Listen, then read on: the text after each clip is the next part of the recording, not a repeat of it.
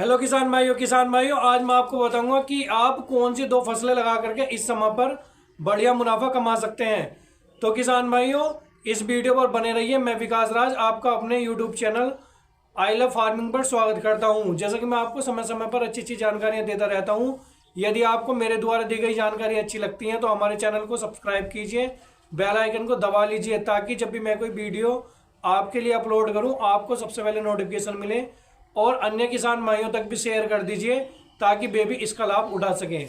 तो किसान भाइयों कौन सी दो फसलें हैं वे जिन्हें लगा करके आप अच्छा खासा मुनाफा कमा सकते हैं। तो किसान भाइयों ये जानने के लिए अंत तक इस वीडियो पर बने रहिए।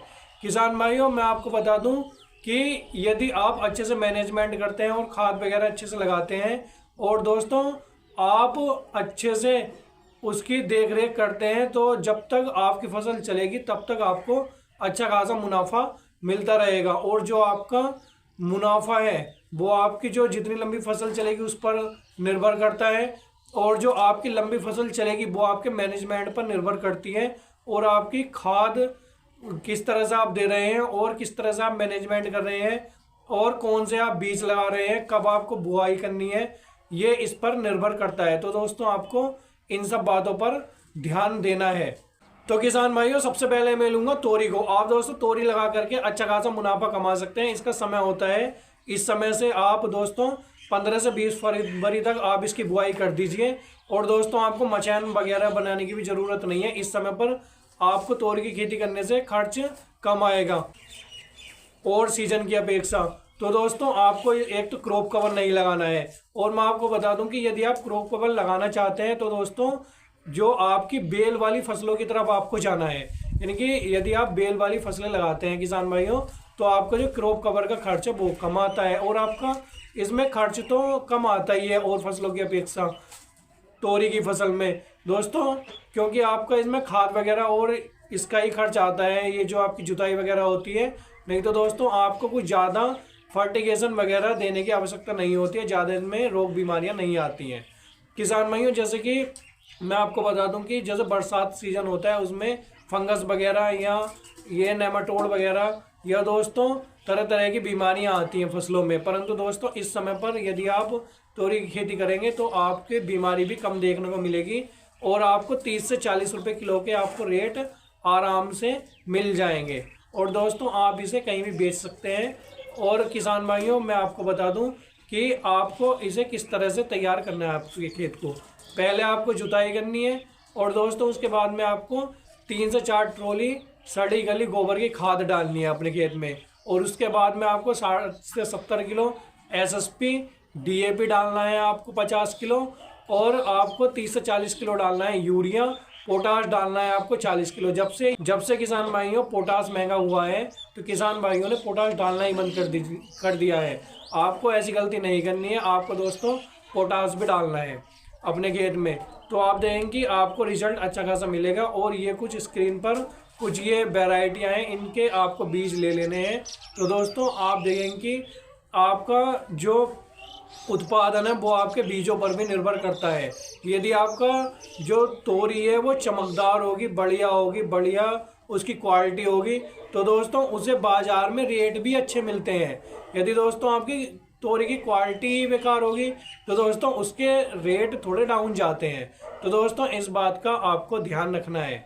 और किसान भाइयों आपको बेड से बेड की दूरी रखनी है, 6-6 फीट की दूरी रखनी है आपको, और दोस्तों पौधे से पौधे की दूरी रखनी है आपको 1.5 फीट, लगभग 1.5 फीट की दूरी पर आपको पौधे लगाने हैं। क्योंकि दोस्तों आपको थोड़ा जो है गैप इसलिए देना है इसकी फसल में, तोरी की फसल में, क्योंकि जो पौधा होता है वो वजनी हो जाता है, यानी कि उत्पादन अच्छा निकलता है। तो दोस्तों वो पौधा भी वजनदार हो जाता है और वो पौधा फैल जाता है। तो दोस्तों इस बात का आपको विशेष ध्यान रखना है।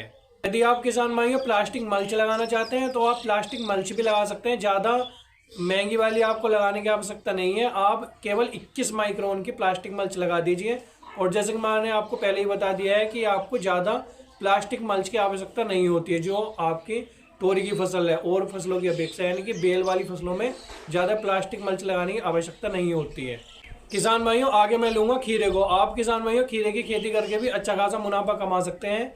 आपको जैसे कि 20 से 25 रुपए किलो के इसके रेट कभी कम नहीं जाते हैं खीरे के। और दोस्तों इसकी भारी डिमांड रहती है आने वाले समय में, और आने वाले समय क्या हर सीज़न में इसकी डिमांड रहती है खीरे की। तो दोस्तों ये कुछ वैरायटियाँ हैं खीरे की, आप इन्हें देख सकते हैं स्क्रीन पर, और दोस्तों आप इनमें से चुन सकते हैं। और यदि आपको दोस्तों कोई दिक्कत है तो आप मुझे कमेंट कर सकते हैं। और किसान भाइयों मैं आपको बता दूं कि आपको इसमें भी इसी तरह से खाद वगैरह डालने हैं, 3 से 4 ट्रॉली आपको सड़ा गला खाद डालना है।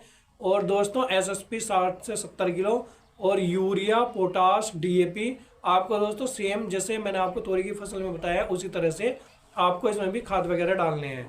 और किसान भाइयों इसमें भी आपको 6-6 फीट की दूरी पर आपको बेड बना लेने हैं, और 1-1 फीट की दूरी पर आपको दोस्तों बीज बोने हैं। और आपको प्लास्टिक मल्च इसमें थोड़ी हैवी लगानी होती है, यानी कि 25 माइक्रोन की आपको इसमें प्लास्टिक मल्च की आवश्यकता होती है।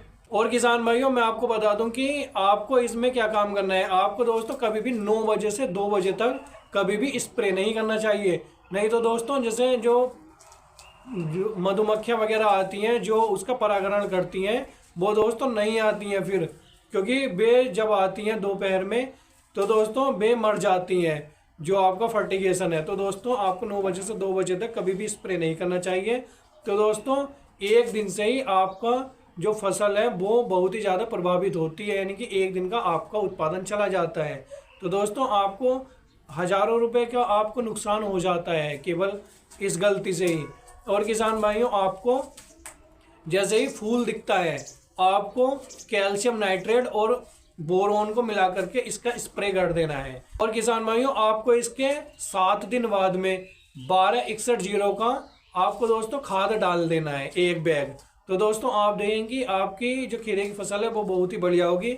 बस दोस्तों मैं विकास राज आपसे विदा लेना चाहता हूँ। मिलते हैं अगली वीडियो में एक अच्छी जानकारी के साथ। धन्यवाद।